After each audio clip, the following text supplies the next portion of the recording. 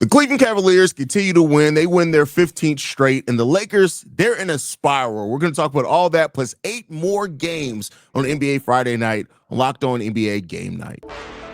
When that final buzzer rings, you know it's time for Locked On NBA Game Night. All the post-game reactions to every game across the league, every single night, with insights only the hosts at Locked On can provide. It's the true NBA fans' one stop for all the action. Every game, every night. It's Locked On NBA Game Night. Tipping off now. Thanks for tuning in to Locked On NBA Game Night. Every game, every night. That's Swiper, one of the hosts of Locked On Nuggets. I'm Hayes, one of the hosts of Locked On Bulls. And today's episode is brought to you by FanDuel. Right now, new customers can get $200 in bonus bets when your first $5 bet wins. 10 games tonight, Swiper, man. How do you feel on a loaded slate like tonight full of good basketball? There's a lot of good basketball games tonight, but 10 games, man, that's a lot of basketball games. Yeah, I mean, this is March basketball, and then some of this, the Lakers had to obviously make up, and the Nuggets had to make up for the Lakers missing game due to the fire, obviously a little bit earlier in the year, and so got an extra game. But look, the NBA is like trying to get through all this and get through the playoffs and get to the play-in. There's so many seeding implications every single night. It's not the best basketball because I think the NBA as a whole, my big takeaway, everybody's exhausted, they're tired, and they're beat up. And so I think a lot of people are looking for their second win. But look, man, it doesn't seem to be affecting those Cleveland Cavaliers as they yet have another 15-game win streak. Absolutely. They're second of this length in the season. They won this one with Donovan Mitchell out. Evan Mobley with 22 points. He steps up. Darius Garland with 20 points. Even DeAndre Hunter, their acquisition at the trade deadline, he scored 18 points along with Jared Allen scoring 16 in this game. And the Cavs just continue to find ways to win. 133-124 in this game, man. How'd you feel about the Cavs and the way they performed without Donovan Mitchell tonight? Well, look, I feel like I have been one of the main advocates for the Cleveland Cavaliers this year. I think their team is really freaking good. I think Darius Garland is really freaking good. I think Evan Mobley is really good. And again, getting DeAndre Hunter has been such I think for a lot of people, like an unheralded ad, maybe for basketball heads, I think they've really paid attention to it because of how good he is. He's a great spot up shooter. He's a great decision maker as like a connected passer as a forward. And then on top of that, you couple him next to Ty Jerome off the bench. They have a 1-2 pairing of shot making with Dean Wade and Sam Merrill in them where they really can get after you in so many different ways. And Evan Mobley, him and Jared Allen have been really going back and forth for this DPOY award. And both of them have amazing arguments for it. And so you got a chance to see how Evan Mobley was going to respond versus the Memphis Grizzlies team. That's pretty good. They're pretty big on the inside, and he was still able to play very well. Again, no Donovan Mitchell, I think, shows you just how good this team is. Max Strus is able to step in the game, give you some really good minutes. Look, man, the Cavs are special. You don't win 15 in a row by accident, and you for dang sure don't win 15 in a row by accident twice. Yeah. This is one of the best teams that we have seen in the modern NBA in the regular season setting. I still am one of the ones that believe in the playoffs. They're going to be just as good as Cleveland Cavaliers fans are hoping they will be. I can't wait to see Garland, Mitchell, Mobley, Hunter, and Jared Allen with the rest of that cast get after it. But this was a great win versus a Memphis Grizzlies team that was trying to get another win to stay in the 2 seed to keep pace with the Denver Nuggets, but yet they were still able to outpower them in part because of their great best in the league offense, taking 51 threes and hitting 19 into them today. What a great win for the Cleveland Cavaliers. Absolutely. Absolutely. Let's go to the host of Locked On Cavs, Danny Cunningham, with his thoughts here.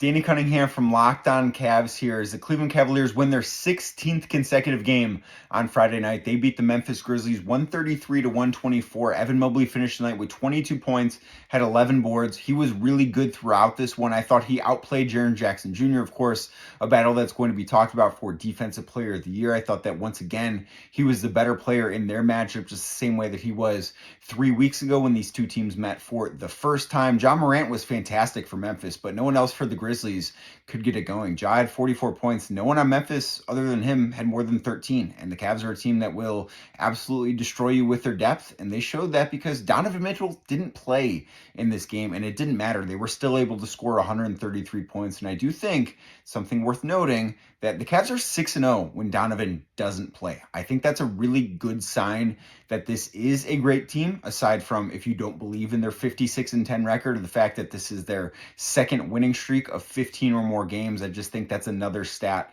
to kind of back things up. Now, they will go for their 17th consecutive win on Sunday afternoon against the Orlando Magic, and Wow. I will talk to you then. Can they get that 17th straight win? I know we've been saying 15th. It's my fault. I was off one. 17th win. Can they get it? Swiper. Yeah, I mean, why not? The Magic aren't good anymore. I'm sorry to say, all the injuries, their offense fell apart. Jamal Mosley, I hope he doesn't get blamed for what's happened this year, but they're not a good basketball team anymore. And the Cleveland Cavaliers, I think, are streaking. They want to get that win, but they're also winning because I think they're gonna start kind of slowing down their season. They're already so far up above the Boston Celtics right now in the standings, and I think they're going to be able to taper off over the last month of the year and just make sure everybody's healthy going into the playoffs. But I do think they're going to get that extra win on Sunday.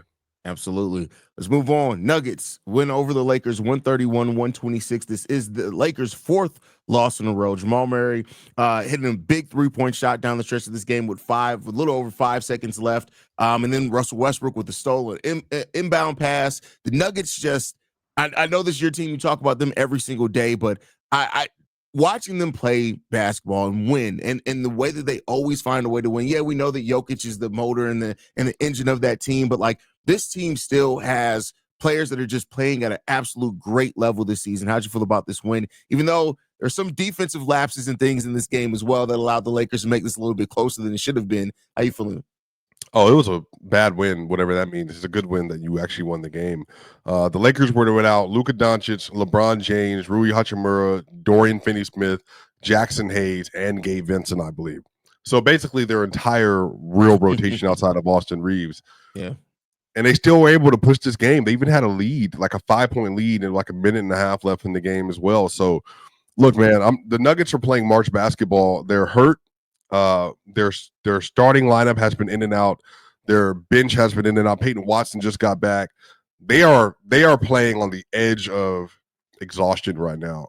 And you know that because they have been playing horrific defense. They were already not playing good defense, but it was like middle of the pack. They're playing like near worst in the league defense as of late. Like from a scheme standpoint, from execution standpoint, you name it. Now they were able to shut the party off in the fourth quarter today, and a lot of that's because of Jamal Murray's incredible shot making. But the Lakers and JJ Redick, they continue to play that front-facing style versus Joker, where they want to cut him off as much as possible to make sure he cannot get touches and cannot get the ball. And it worked to a degree, but the Nuggets were able to score at will today. The problem was, so it's the Lakers. Austin Reeves, 37 points, 13 assists, 8 rebounds on 13 of 26 from the field, 4-10 from 3, 7-7 from the free throw line with 4 steals tonight. And then you pair that with Dalton Connect, 32 points on 27 shots, 5 of 13 from 3. They got some really, really good play out of their young players. And I think Lakers fans should be very encouraged by what they saw, and especially from Christian Coloco, giving them some really good off the bench minutes as a backup 5, 8 points, a plus 13 in this game, 7 rebounds. They just need to find bigs, find players that can get into the rotation that will continue to aid them through the playoffs and different matchups. And I think tonight is another example of the Lakers having a couple of players that can assist LeBron and Luka to help them see if they can make a championship run this year. Do you think that they can legitimately make a run? Because I still look at this Lakers team and I have some serious doubt about their depth. And I don't even think this team was necessarily equipped to try to go on a championship run. Everything they're doing now, even when they get into the playoffs, I think it's all house money because it's about what they can build this offseason. But do you give them a legitimate chance from what you've seen so far this year? I know it's a small sample size. Yeah, I mean, I think everything is matchups in the Western Conference. You know, in the East, you have 2 teams that are just so much better than everybody. I just don't think outside of the Pacers and the Bucks, anybody can, like, you can put a concept of beating them together. Like in the Western Conference, you know, the Thunder, the Nuggets, the Rockets, the Grizzlies, the Lakers, the Warriors, the Timberwolves, the Clippers, you know, and then after that, you're getting into the Kings, the Suns. Like, they're just a lot of really good teams. And so, yes, they can if the matchups go their way. Like, if you told me right now they were playing versus the Memphis Grizzlies, it might be a tougher matchup. I think they can beat the Grizzlies. I think they can beat the Rockets. I think the only team that they will struggle with are the Wolves, the Nuggets, OKC, and I would say Golden State. But if they avoid them through the Western Conference Finals, then they won't have to worry about that. But they will play OKC right now as slotted as the 50 in the second round. I think that's where their playoff destiny would end.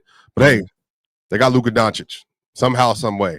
Maybe that will be enough to get them over that series. We'll see, man. I know that'll be fun to watch, and everybody would be excited if the Lakers were able to get past them in the first year after acquiring from Luka Doncic. But we're going to continue the conversation going. We're going to pick up with the Celtics and Heat right after a message from FanDuel. March Madness is here, and FanDuel is giving you the chance to get in on the action like never before. Right now, new customers can get $200 in bonus bets when your first $5 bet wins. That's $200 extra bucks to use on everything from buzzer beaters to Cinderella stories and even who's cutting down the nets. Got your eye on a big underdog? FanDuel makes it easy to back them with spreads, tools, and game props. With tournament games happening almost every day, there's always something exciting to bet on. And best of all, the FanDuel app is simple to use, and when you win, you get paid instantly, no waiting around. So visit FanDuel.com and get in on the college hoop action all tournament long. On Locked On NBA coming up next.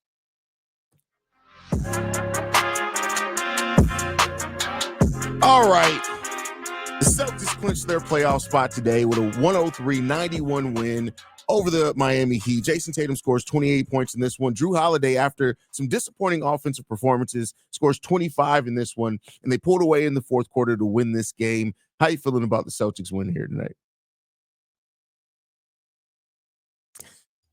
I mean, another good win by a really good team. Yeah. I mean, honestly, like the Miami Heat are just so outmatched in that matchup now. They're just, I believe they're on a 19 win pace without Jimmy Butler now since the trade. They're just not the same. They don't have the same punch, and they have nothing, and I mean nothing, that the Boston Celtics are afraid of. They feel comfortable in that matchup. Jason Tatum feels comfortable in that matchup. So, I mean, to me, this is just going to be like a story of the year. Like, if they do somehow, I mean, just because of the way the NBA's standings are slotted in the Eastern Conference, I mean, right now Boston is scheduled to play like the Hawks, Orlando, Heat, or Bulls out of the play-in. I mean, that's a 4-0 series versus any of those teams. None of those teams are any good, I think, relative to the top. And so this is just another game, man, where I think the more talented team, and I think they're one of the championship favorites, they were just able to outmuscle them, outshoot them, out-defense them, and they just look like a different class of team today.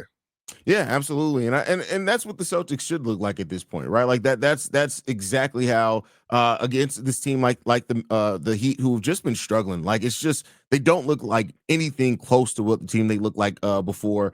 And, they've had some moments, some flashes of maybe looking like they can pull it together, but they are struggling, and they're hobbling their way into this play-in tournament. If they even stay in there, which they do have a chance, is all the teams below them other than the Bulls keep losing. So it seems like the Miami Heat are still going to make it into that play-in tournament, but they're going to have to tighten it up if they want to do anything more than that. But the Celtics the Celtics are an impressive team. We know who the Celtics can be. We know how good they are. They're absolutely one of the favorites to win the championship this season because of how good that team is. And it is what it is there. But Miami, man, I tell you what about this Miami, and I said this on Locked On NBA, the daytime version of the show, is that I think unless Pat Riley can pull something, a trick out of his hat, which he's done before, he's found a way to do it before, are these young guys really hit a nice development over the summer, the Miami Heat this is where they're going to be for the next couple of years, is just struggling towards the bottom of the Eastern Conference.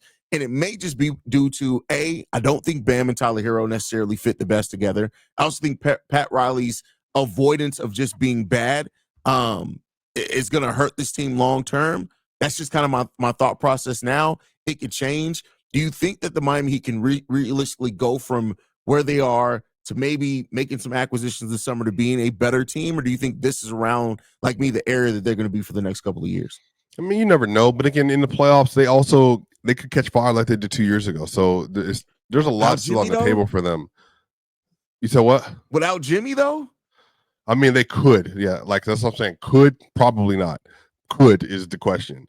Yeah. Now,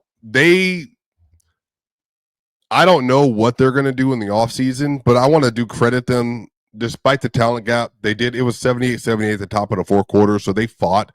They stayed. I think Bam Adebayo pound for pound is the best defender in the sport. He obviously makes a really big difference for how teams are playing versus the Miami Heat.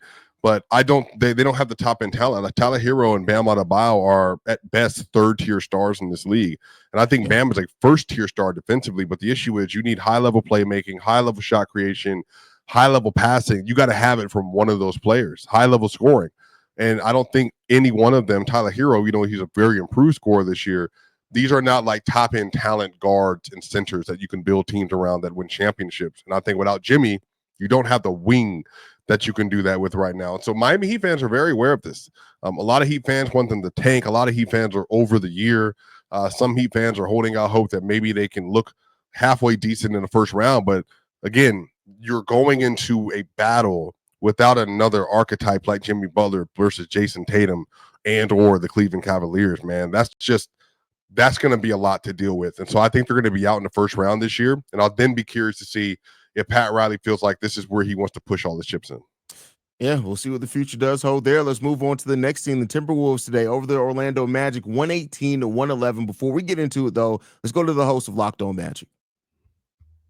This is Philip Rossman-Reich, the host of Locked On Magic, as the Orlando Magic fall to the Minnesota Timberwolves 118-111. And there's obviously a lot that goes into this game, but Paolo Banchero is on a tear since the All-Star break. There's no denying that. He is back to making the leap that he made before his oblique injury in October. 43 points in this game, carried the Orlando Magic through long stretches as they took the lead, had a 9-point lead heading into the fourth quarter, gave that lead away, but the Magic fought back to tie it. Then Minnesota went on a 9-0 run, and that 9-0 run was powered by Anthony Edwards. Anthony Edwards made the plays, a three-pointer off a screen that the Magic were late getting around. A tough layup over Wendell Carter Jr., and then a missed heat check three that led to a Julius Randle put-back dunk because of the gravity that he has. Paolo Banchero missed shots in between all of those. And that's not to say it's a make or miss league. You're not going to completely blame Paolo Banchero. I'm not even going to blame Paolo Banchero. He carried this team with 43 points again. But at the end of the day, this is the difference between a more proven, more calm, more veteran star in Anthony Edwards and someone who's still coming into his own like Paolo Banchero. Paolo is coming. Make no mistake about it. For the rest of the league, all of you listening on Locked On NBA, Paolo is coming. But he's not there yet. And this loss is yet another reason to show the Magic aren't there and Paolo's not there. Swiper, the Magic have been a team that surprised me because I just knew that this was going to be a team that was going to be top four, maybe at worst fifth in the Eastern Conference coming into the season. They suffer the injuries early. They actually stay in the top four throughout most of the period of time that they have Paolo and Franz out. Franz and Paolo eventually make their way back, and they've just been struggling since then. But this Wolves team as well, they win their seventh straight game in this one. This is a team that seems like they're starting to turn it on at the right time, leading into the playoffs. Rudy Gobert, he's made his return. There's some questions on how much he would affect the offense. He has 12 and 12 today. Julius Randle has 22 points. DiVincenzo has 14 points. How'd you feel about the win by the Wolves here? Look, the Wolves are, I think, there are 5 teams in the Western Conference that have a claim that they can make it out and win a title this year. And I absolutely think the Wolves are one of them. The Wolves are 8-2 in their last 10 games. In the last 10 games, the Wolves have the 7th best defense in the NBA and the 6th best offense in the NBA. They have absolutely been cooking as of late. I love the way that Anthony Edwards has played. Julius Randle has made tremendous improvements to play with this team as a passer and a connected player. Rudy Gobert is back. He's one of the best defenders, if not the best defender in the sport this year. Jaden McDaniels is playing really well as of late. He was 4 of 6 from the field, 2 or 3 from 3 for 11 points, a plus 16 today. Mike Conley's back. He feels good and re-energized. Dante DiVincenzo, rim protection as a guard, like his defense, the switchability.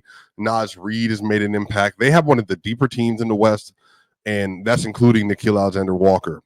They have everything they need, I think, to be able to make it to the Western Conference Finals and potentially an NBA Finals. For them, it's going to come down to their offense. Can they hit enough shots? Is their shot making going to be there? What happens when the well dries up for Anthony Edwards, a three-point shooter? Is Julius Randle going to be able to transfer over his regular season play to a playoff setting for the first time ever? Those are going to be the questions. But the Wolves, I mean, you can take your pick.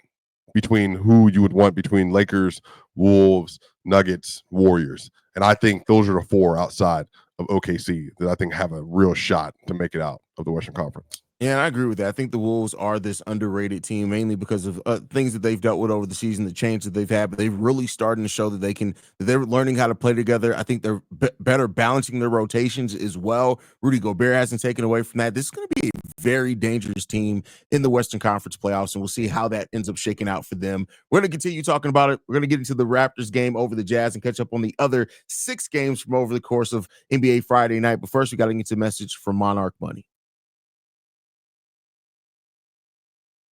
You ever check your bank account and wonder, where did all my money go? Between dining out, online shopping, and entertainment, it's easy to lose track. That's where Monarch Money comes in, your personal CFO, giving you full visibility and control over your finances. Monarch Money isn't just a budgeting app, it's a complete financial command center. With all your accounts, investments, and spending in one place, you go beyond just managing your money and start building wealth. You may be surprised by how much spending on things like food, delivery, or streaming subscriptions. With Monarch, you'll see exactly where your money is going so you can budget smarter and save more. Instead of juggling multiple apps, Monarch makes it easy to check your finances, track spending, and even plan long-term goals all in one place. And if you're managing money with a partner, it's never been smoother. You can track shared and personal accounts, set goals together, and stay on the same page without the stress. Take control over your finances with Monarch Money. Use code LOCKEDONNBA at monarchmoney.com for 50% off your first year. That's monarchmoney.com, code LOCKEDONNBA for half off your first year, or game night coming up next. All right, we got to get into a bunch of games today. First up, we do got the Raptors get with their win over the Jazz, but we got host David Locke from Locked On Jazz with his thoughts here. Toronto Raptors and the Utah Jazz came into a night, but combined total between the two was 38 wins. And the game closed with the Jazz playing without Walker Kessler, Lauri Markkanen, Jordan Clarkson, and Colin Sexton. John Collins was injured. And the Raptors closed the night without Emmanuel Quickley, Scotty Barnes, or RJ Barrett on the floor, with Jakob Poeltl resting. So it was a cast of characters you might not be used to knowing about. And the Raptors pulled off the win, 126-118, outscoring the Jazz 35-30 in that fourth quarter. Double figures from Jamal Shead, Orlando Robinson, and A.J. Lawson, along with Colin Castleton and Jamison Battle added 7 for the Raptors, who got good points from those guys. The Jazz got a big night from Kyle Filipowski, who started. He had 18 points and 11 rebounds. Jazz were plus 14 tonight when Filipowski was on the floor. They did not have another center on their roster, and they were minus 22 in the minutes in which Filipowski was off the floor. Jazz lose to the Raptors tonight. Final score 126-118. Raptors sit there as one of those teams that seem like they're trying to dodge. They're 4.5 games back from the Chicago Bulls at the 10th seed. We talked about the spiral of the Miami Heat. We talked about the Chicago. Well, we haven't talked about the Chicago Bulls. No need to. The Raptors, are they dead in the water here, Swiper? Yeah, but I mean, for now, for now, yeah, for sure. Why not? They are building for the future, and I think that the Raptors have a very clear vision in mind. I think with the wings they put on the roster, I'll talk a little bit more about the Raptors team. Actually, I really like Masai Ujiri is building. I like that they are building concepts. They're getting a team to learn how to play together defensively. They got a bunch of young players on the roster that are learning how to finish. They have, I think, a really nice runway ahead of them to really be a successful franchise here in the future. But some of this is you just want to learn good habits while you're young, Hayes. You just want to make sure that, like, while players are, even if you're losing and you're not winning, and even if you're trying to strip yourself from the opportunity to win to move up in the draft, you're trying to build good habits. And I think the Raptors, they also did that today versus the Jazz team that's doing the same thing and trying to get as high as possible in the draft. So this was a lottery off today. That's a fact. Suns over Kings, 122-106 here. The Suns are listen, as much as they've had struggles, they sit right. They might be back in it. I know. Oh my goodness. Them and the Dallas Mavericks are struggling. Dallas Mavericks did lose today. Do you think the Suns I now can't say do you think they have, because they do have a legitimate chance. Will they stumble into the play-in despite everything that they've had going on this season? Man, I guess. I mean, maybe, but I don't think it's because they're good. It's the Mavericks are just decimated. They're a game and a half out because the Mavericks don't have players to play on the roster. They literally cannot add more players to their roster. So yeah, they might, because that team is they can't even like functionally put an NBA team together right now with how many injuries they're dealing with. So it's only going to be because of that. But that's the thing. Like, if the Suns back into getting into the play-in again, then I mean, good for them. But I think even now, single game elimination, they can probably beat the Kings and then have to face the Wolves or the Clippers kind of in that last one. But that's the play-in, man. Like, that's so weird too. Because what if the Wolves stay there right at 7? And remember Paul George, I think the first year of the play-in, maybe the second year of the play-in, I think he caught COVID before the play-in started. Right. Yeah. Remember, and they missed the playoff because they didn't have their best player. I mean, that's what it is. Like, you know what? Maybe they get lucky, and there's just like, look, like the Wolves, Anthony Edwards has a cramp, has a hammy, he can't pull in whatever, that he can't play. All of a sudden, the Suns are in the playoffs. So again, the play-in's weird. Single game elimination is weird. They easily could make the playoffs if that something were to happen their way, but I don't even know if they want to, man. I'm not gonna lie to you.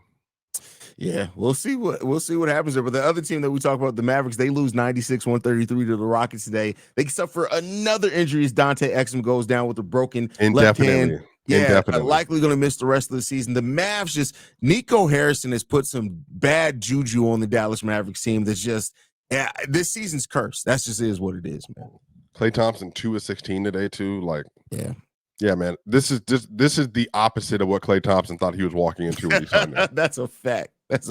Probably would have stayed in Golden State for all that had he known that this is what was going to happen there, man. Pacers, 122 to 100 over the 76ers today. We do got short from Tony East. Let's go ahead and play that real quick. In Philly, they beat the 76ers by 12. Tony East here with Locked On Pacers. They win the game. It will be remembered as a win. It was not pretty for the Pacers. They made 10 of their first 30 shots. Jeff Doughton couldn't miss. Philly was up 16 in the first half, looking like trending towards one of those games Pacers fans know all too well. Losing against a team that looks inferior on paper wasn't a great start for the Pacers, but man, could they not make anything early in this game. Nothing was dropping. Eventually, those shots started to fall. In the second half, Pacers rolled. Pascal Siakam was awesome. Another double-double for Tyrese Halliburton. I thought Obi Toppin and Aaron Nesmith were very good, especially putting pressure on the rim in the second half of this game. And a little bit of zone defense from the Pacers made Philly incapable of getting into their offensive stuff with their limited group. It was not pretty, but it was a win for the Pacers of their biggest game of the season Saturday night in Milwaukee. Well, much more on Locked On Pacers. The Pacers, man. The Pacers, I think, are a more dangerous team. Like they've really come on here more late, and I think that they are a team that you got to watch out for, especially in the Eastern Conference. Eastern Conference, a lot's going to be down in matchups as well. Do you think the Pacers can get out the first round? Yes, I have been championing. I think the Pacers can beat the Bucks in the first round. Oof, the Bucks can't guard them.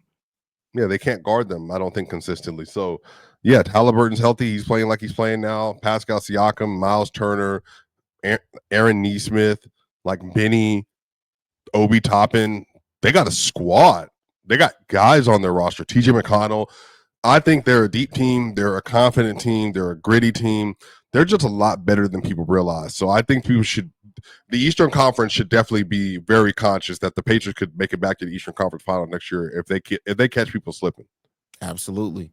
Let's get into this Hawks game. They lose to the Clippers 121-98. We do have the host of Locked On Hawks here. Hello, friends. My name is Brad Rowland. I'm the host of the Locked On Hawks podcast, and the Hawks had a collapse on this Friday evening, seeing their 4-game winning streak come to an end after a disastrous third quarter. Atlanta actually led by 8 points at halftime, despite an uneven first half. They were playing well enough to win, making some shots in the first half, and they had a 35-8 quarter. Yes, 35-8 at the hands of the Clippers. In that period, they had as many turnovers with 8 as points as with 8 in that quarter, and they shot 4 of 23 from the field and 0 for 8 from three-point range.